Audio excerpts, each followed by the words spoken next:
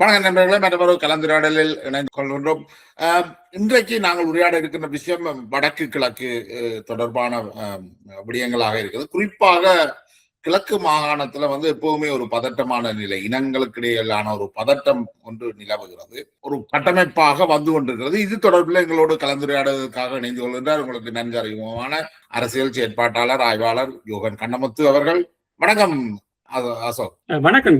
இலங்கையில தமிழ் மக்கள் தமிழீழம் கேட்குள்ள, அதாவது தமிழீழம் கேட்ட 36 அமைப்புகள்ல 35 அமைப்புகளும் யாழ்ப்பாணத்தை தலைமையாக கொண்ட அமைப்புகள் தான் தமிழீழம் கேட்டது. அப்படி கேட்பார்களாக இருந்தால் கிழக்கு மாகாணத்தை சேர்ந்த மட்டக்களப்பை சேர்ந்த ஒரு பகுதியினர் ஏன் நாங்கள் மறைத்து கதை பார்ப்பேன், பிள்ளையான், கருணா, ஞானம் போன்றவர்கள் எங்களுக்கு கிழக்கு மாகாணத்துக்கு எங்களுக்கு தேவை, யாழ்ப்பாணம் எங்களை எடுக்குது என்று சொல்றதுல எந்த தவறும் இல்லைத்தானே? அது அவர்கள் அதை உணர்ந்திருந்தார். நிச்சயமாக நாங்கள் கடந்த கால தவறுகளில் இருந்து தான் சரியான வெற்றி நோக்கி போறோம். நிச்சயமாக அதனாலதான் நாங்க புதிய விமர்சிக்கிறோம். தமிழீழ விடுதலை இயக்கங்கள் பேரினவாத இலங்கையினுடைய ஒடுக்குமுறை, இலங்கையில பேரினவாத அரசினுடைய ஒடுக்குமுறைகள் இருக்கிறது. மிக எங்களை அந்நியப்படுத்துறாங்க. எங்களுக்கு உரிமைகள் தரப்படல, புறக்கணிப்புகள் இருக்குது, அதிகார பகிர்வு ஒன்றும் இல்லை. இதை எந்த அடிப்படையில நாங்கள் தீர்க்கலாம் என்று சொன்ன சிந்தனை அடிப்படையில நாங்கள் ஒரு சமஷ்டியோ ஒரு பேச்சுவார்த்தை நடாத்துவதற்கு பதிலாக நாங்கள் ஆயுதங்களை தூக்கிக் கொண்டோம். ஒரு குறிப்பிட்ட நபர்களுடைய ஒரு குறிப்பிட்ட அரசியல்வாதிகளுடைய நலன்களுக்காக அவர்கள் இந்த சிங்கள பேரினவாத அரசியலுடைய புறக்கணிப்புல தங்களுக்கு சாதகமாக பயன்படுத்திக் கொண்டார்கள். அவர்கள் ஆரம்பத்திலே நினைத்திருந்தால் எங்களை பிரச்சனையை தீர்க்கலாம். இதன் அடிப்படையில ஆயுத இயக்கங்கள் வருது, ஆயுத இயக்கங்கள் உருவாக்கம் வருது. இதே ஆபத்தை நாங்கள் மீண்டும் முன்விடக்கூடாது. இவ்வாறு நாங்கள் ஆயுத இயக்கங்களை உருவாக்கி சாதாரண சிங்கள மக்களை, பொதுமக்களை எதிரிகளாக நாங்கள் கட்டமைச்சோமோ அதே கட்டமைப்பு முஸ்லிம் மக்களையும் யாழ்ப்பாண மக்களையும் நாங்கள் உருவாக்கக்கூடாது. நிச்சயமா அது ஒருபோதுமே ஒரு நோக்கமாக இருக்கலாம்.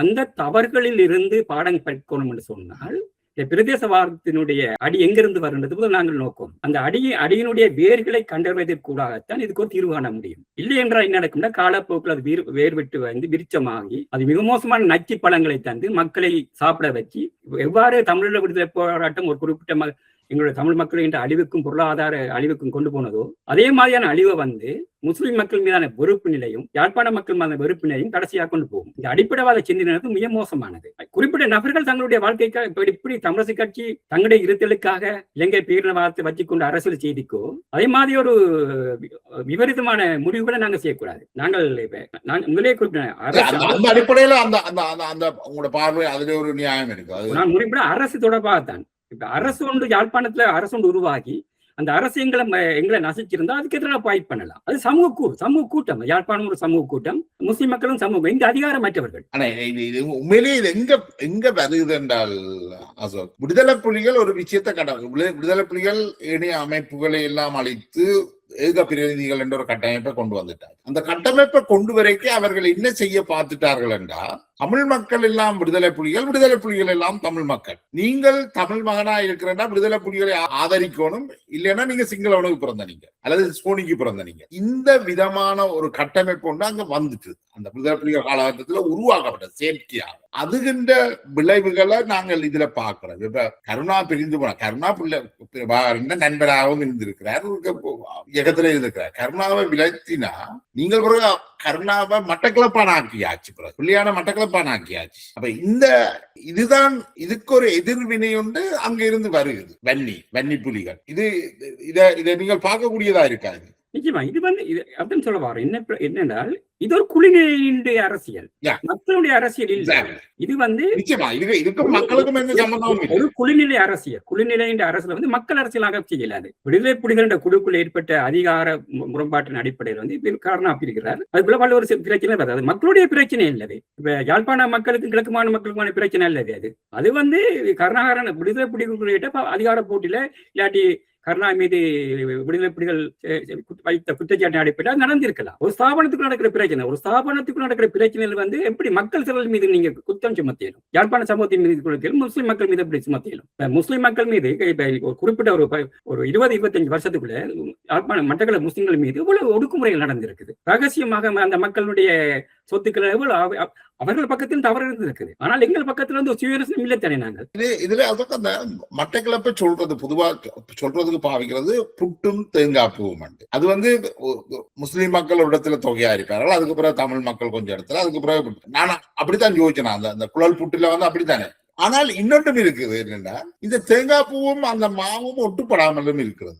அதுவும் ஒரு காரணம். அது எனக்கு தெரியல. இப்ப முஸ்லிம் மக்களும் தமிழ் மக்களும் வந்து மத அடிப்படையில் வேறுபட்டவர்கள். அவர்கள் எங்க ஒற்றுப்பாடுறாங்கன்னா சடங்கு கலாச்சார பண்பாட்டு ரீதியாக அவர்கள் மொழி ரீதியாக ஒன்றுபடுறாங்க ஒழிய மத ரீதியாக அவர்கள் வேறுபட்டவர்கள். திருமணம் என்று வரக்குள்ள நிச்சயமாக நீங்க முஸ்லீமாக மாறித்தான் ஆகும். திருமணம் மிக கடினமா இருக்கும். ஆனா அதுக்கு அப்பால வந்து ஒரு அந்யோன்யமான உறவா இருந்துன்னு கேட்டால் பொருளாதார ரீதியாக, தொழில் ரீதியாக, பொருளாதார ரீதியாக முஸ்லிம் மக்களும் தமிழ் மக்களும் ரெண்டு பேரும் இணைந்துதான் வாழ வேணும்.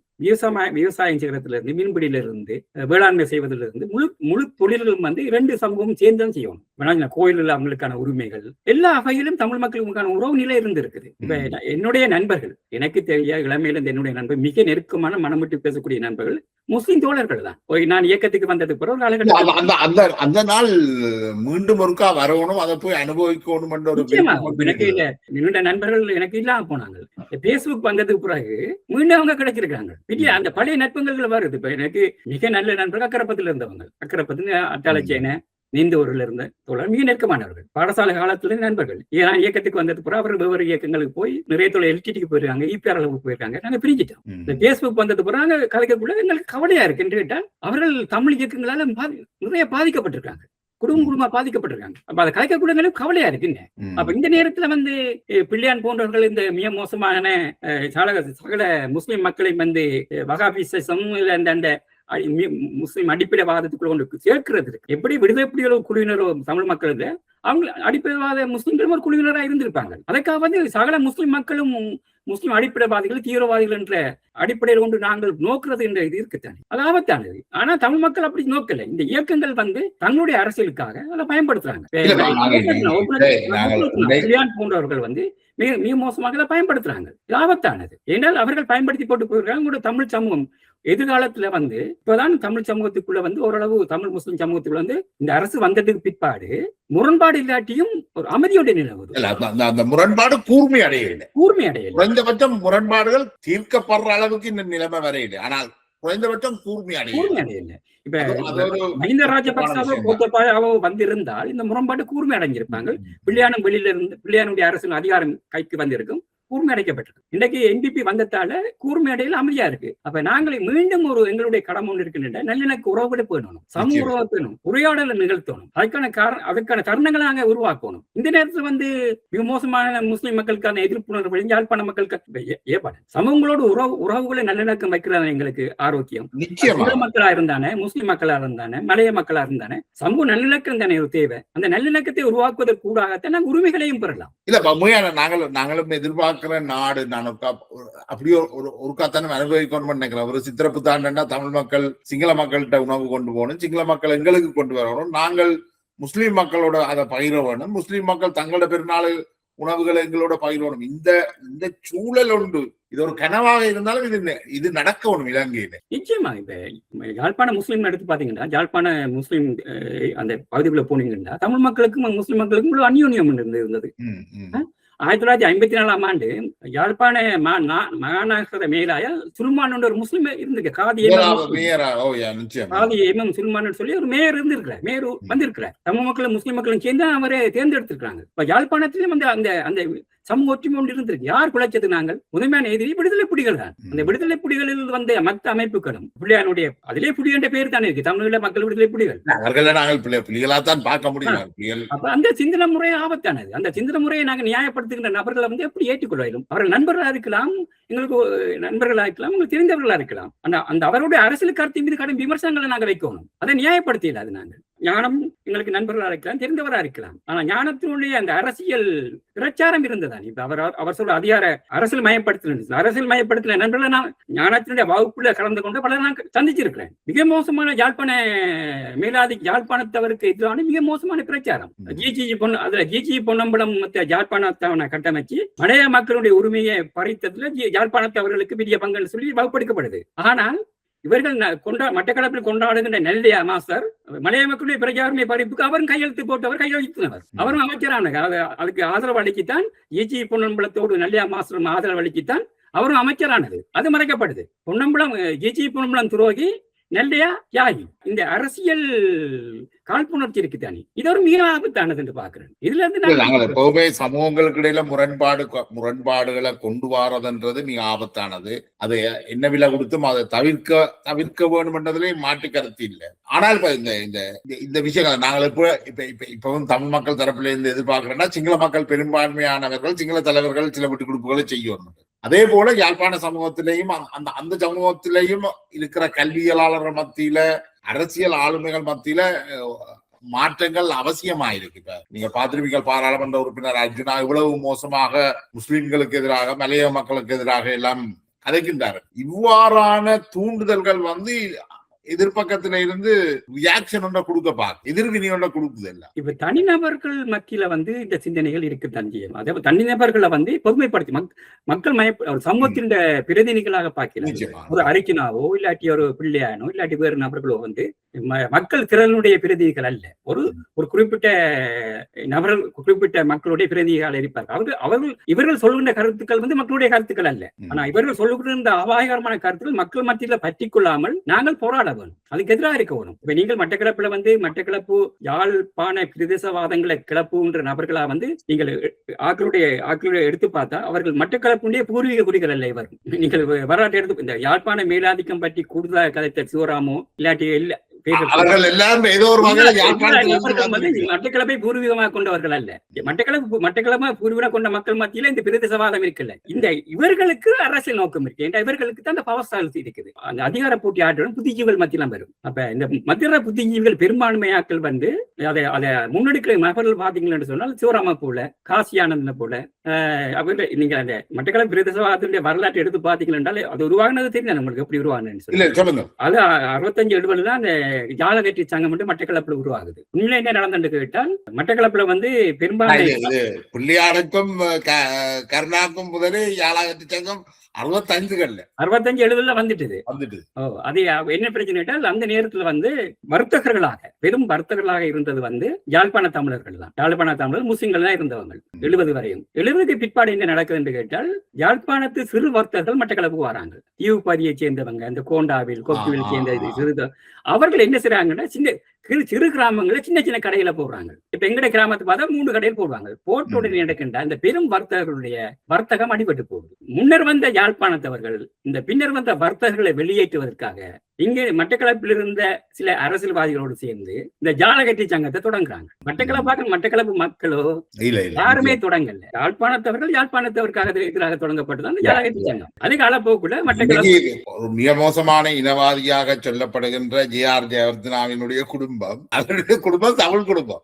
அதுதான் அந்த மட்டக்களப்பு. இன்றைக்கு தமிழர்களை எதிர்க்கிற சிங்களவர்கள்ல குறிப்பிடத்தக்கவர்கள் தமிழர்களாக மாறி இருக்கிறதுக்கான வாய்ப்புகள் இருக்கு.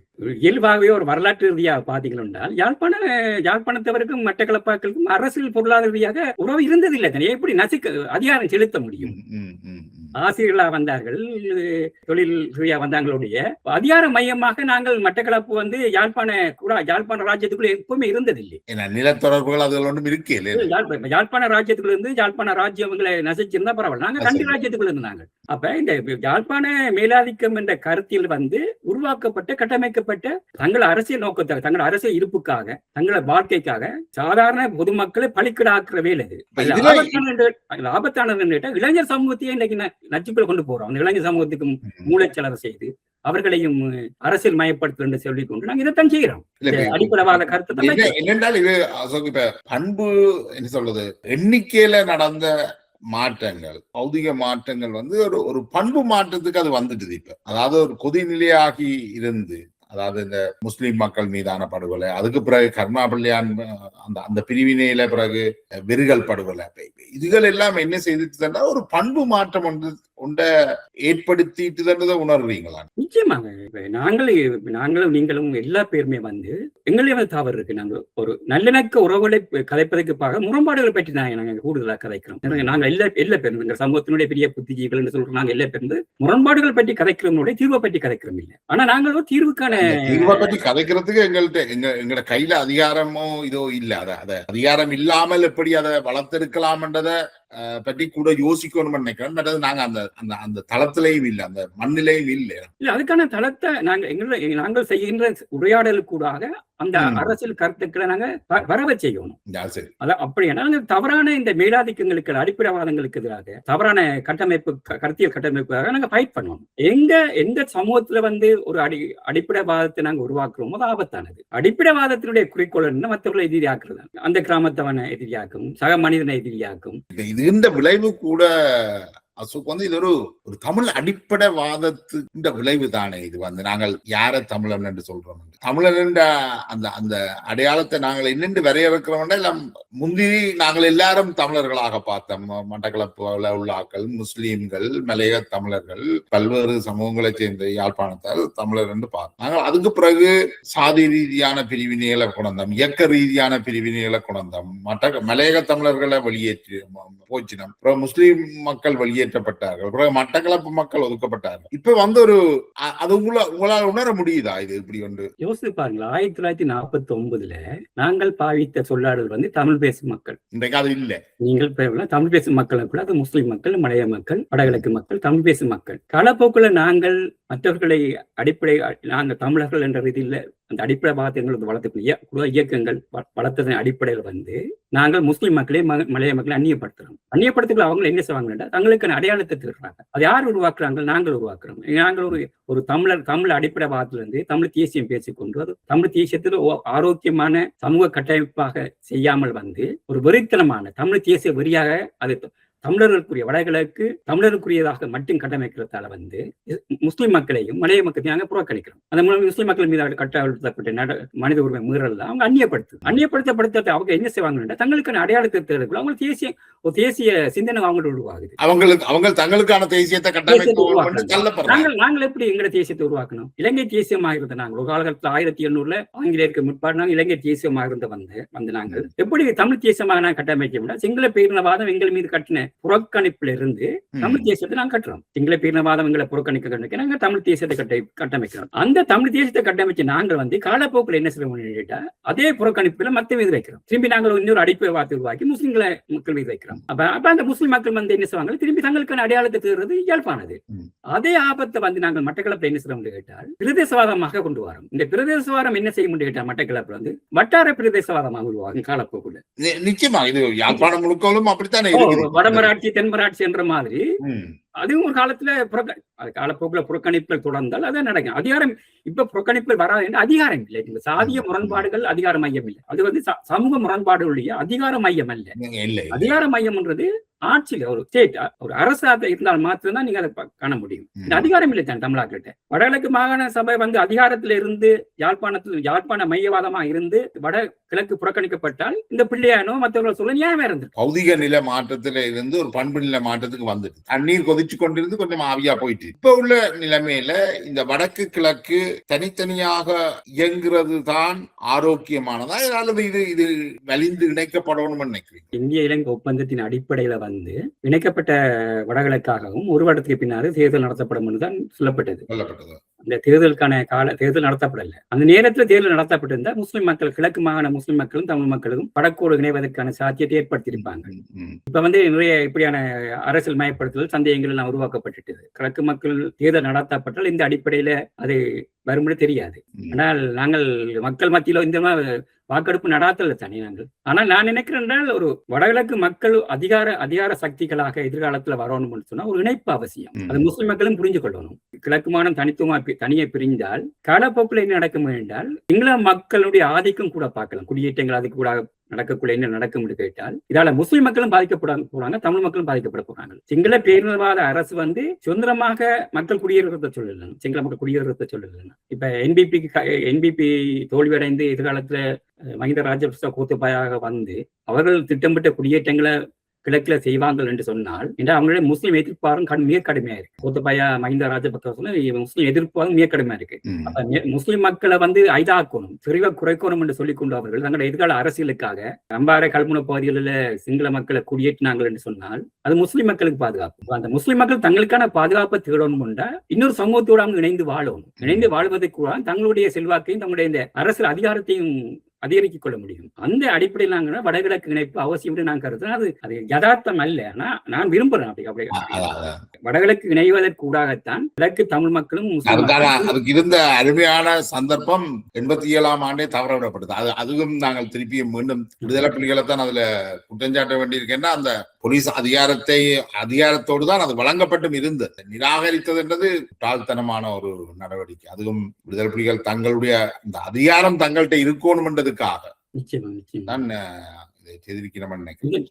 இந்த நேரத்துல முஸ்லிம் நண்பர்கள் தோழரிடம் கேட்டுக்கொள்றேன் என்று கேட்டால் இவர்கள் தான் மறுபரிசீலனை செய்யணும். இப்ப அவர்கள் கிழக்கு தனித்துவமாக இருக்கணும் என்று கருதுகோள் அவங்கள்ட்ட இருந்தால் எதிர்காலத்துல மஹிந்த ராஜபக்ச கோத்தபாய போன்ற பீரணவாத சக்திகள் ஆட்சிக்கு வரும்போது இந்த முஸ்லிம் முரண்பாடு மிக கூர்மை அடையும். அங்க 2ஆம் பட்சமா தமிழ் போயிட்டு 2ஆம் பட்சம் தமிழ். ஆனா முஸ்லிம் சிங்கள முரண்பாடு கூர்மை அடையும். வேண்டாம் அதுக்கான சாத்தியங்கள் இருக்குது கூடுதலாக. அந்த கூர்மை அடையக்கூடிய சிங்கள பீரணவாதம் என்ன செய்யும் கேட்டால் தமிழ் மக்களுக்கு கிடைத்த அதே அநீதியை முஸ்லிம் மக்களுக்கு இணைக்க பார்க்கும். சிங்கள முஸ்லிம் மக்களை அந்நிய இதாகிறதுக்கான குடியேற்றங்கள் அது எல்லா வகையான நடவடிக்கையும் மேற்கொள்ளும். அந்த தீமையில அந்த ஆபத்திலிருந்து அவர்கள் வெளியேறணும் அல்லது காப்பாற்றிக் கொள்ளணும் சொன்னால் தமிழ் மக்களோடு மிக அந்யோன்யமான உறவுகளை வளர்க்கணும். அதுக்கான ஒத்துழைப்பு கொடுக்கணும். முஸ்லிம் மக்கள் அரசியல் தலைவர்களை விடுவாங்க. அரசியல் தலைவர்களை யாரும் நம்பல. ஆனா முஸ்லீம் மக்கள் அதுல ஒப்பிட்டளவில் தமிழ் மக்களோடு ஒப்பிடும் பொழுது அவர்கள் அதை முன்வந்து செய்கிறார்கள் என்றுதான் நான் நினைப்பேன். தமிழ் சூழல் எடுத்தோம் என்றால் இப்ப பிள்ளையான் கைது செய்யப்படுகின்ற பொழுதோ அல்லது டக்ளஸ் தேவானந்தா கைது செய்யப்படுகின்ற பொழுதோ அவர்கள இருக்கிற தவறுகளுக்காக கைது செய்கிற அது வேற விஷயம். ஆனால் பழி வாங்குற உணர்வோட அவர்களுடைய கைதை பாராட்டி கொண்டாடுற ஒரு தன்மை பழிவாங்கல் உணர்ச்சியோட தமிழ் சூழல்ல இருக்குது. ஆனால் முஸ்லிம் மக்களுக்கு எதிராக இவ்வளவு கொடுமைகளை இழைத்த பொழுதும் முஸ்லிம் மக்கள் பிள்ளையானுடைய கைதியோ அல்லது கருணாவுடைய கைதியோ கோரி நின்றதையோ அதை குதூகலிச்சதையோ நான் பார்க்கிறேன். அவர்கள் அந்த கடந்த காலத்தை ஓரளவுக்கு மன்னித்துட்டார்கள், மறந்துட்டார்கள் என்ற மாதிரியும் இருக்குது. அது எங்க தமிழ் சூழல்ல இல்லையே. நீங்கள் என்னுடைய புத்திசாக பேஸ்புக் நண்பர்களோடு நான் உரையாடுறேன். அதுக்குள்ள அவர்கள்ட்ட முஸ்லிம் மக்கள் தமிழ் மக்களோடு அந்யோன்யமாக போக வேண்டிய அந்த சிந்தனை இருக்குது. ஒரு புத்திஜீவித்தனமான நண்பர்கள் அவர்கள். அதே புத்திஜீவித்தனமான மட்டக்களப்பு நண்பர்கிட்ட கேட்டால் மிக மோசமான முஸ்லிம் எதிர்ப்புவாதம் கிடைப்பாங்க. இல்ல என்ன அவர்கள் முஸ்லிம் மக்கள் எல்லாருக்கும் தெரியும். ஏன்னா முஸ்லிம்களுக்கு எதிராக இழைக்கப்பட்ட கொடுமைகள்ல கருணாவுக்கு ஒரு முக்கிய பங்கு இருக்கின்ற. ஆனா அவர்கள் யாரும் கருணாவுக்கு எதிராக கருணா கைது செய்யண்டோ நடவடிக்கை எடுண்டோ போராட்டம் நடத்துகிறதா ஏன் சிங்கள மக்கள் கடைசியாக 500-600 சரணடைந்த போலீசார கருணா படுகொலை செய்திருக்கிறார். ஆனால் சிங்கள மக்கள் யாரும் அவரை கைது செய்ய கேட்கல. காத்தங்குடியில ஒரு முழுக்க முஸ்லிம் போலீசாரை தேடி கருணா படுகொலை செய்த வரலாறுலாம் இருக்குது. அம்பாறையில கிராமமாக முஸ்லிம் போலீசாரை தேடி கொலை செய்த வரலாறுலாம் ஆவணப்படுத்தப்பட்டிருக்கு. அக்கறை பற்றி வரலாறு என்ற ஒரு புத்தகம். ஆனா கருணா சுதந்திரமான மனுஷனா தானே தெரிகிறார். ஆனா இது ஆதாரப்பூர்வம் அமைக்கிறார். அக்கறை பற்றி வரலாறு என்று சலீம் என்ற ஒரு அறிஞர் எழுதியிருக்கிறார். அக்கறை பற்றி வரலாறு. இந்த அக்கறை பற்றி வரலாற்றுல அந்த விடுதலை புலிகளால தேடி அளிக்கப்பட்ட அதாவது முஸ்லிம் மக்களுடைய தொகை ஆவணப்படுத்தப்பட்டிருக்கு. ஆனா அந்த மக்கள் மத்தியில் இப்ப போய் கருத்தீங்களா அவங்க முஸ்லிம் விடுதலை புலிகள் ஒரு அமைப்பாகவும் முஸ்லிம் தமிழ் மக்களை வேற மாய்த்தான் பார்ப்பாங்க. நீங்கள் முஸ்லிம் மக்கள் மத்தியில ஆதரவு கரம் எங்களுக்கு பக்கம் நீட்டுற மாதிரி கிழக்கு மாகாண மட்டக்களப்பு புத்திஜீவிகள் முஸ்லிம் மக்களுக்கு கரம் நீட்டல. அதை விட்டு நான் அதை குற்றச்சாட்டா வைக்கிறேன். இன்றைக்கு மட்டக்களப்பில் இருக்கிற புத்திஜீவிகள் தமிழ் புத்திஜீவிகள் முஸ்லிம் மக்கள் இணைந்து போறதுக்கான சாத்தியத்துக்கான எந்த வன்னியில இருந்தானே, யாழ்ப்பாணத்துல இருந்தானே, மட்டக்களப்பில் இருந்தானே தமிழ் மக்கள் தங்களுடைய சிந்தனை முறையில நியாயமான மாற்றத்தை கொண்டு வரணும். குறிப்பாக சகிப்புத்தன்மை வலு முக்கியமானது. ஏனைய சமூகங்களுக்கு எதிரான இந்த பழிவாங்கல் உணர்வுகள் இதுகளுக்கு ஒரு முற்றுப்புள்ளி கொண்டு வரணும் நினைக்கிறேன். நாங்கள் அடுத்த கட்டத்துக்கு போறோம். இது மக்கள் இல்ல, இது மக்களோ மட்டக்களப்பு மக்களோ அந்யோன்யமா வாழ தம்பி விரும்புகிறார்கள்.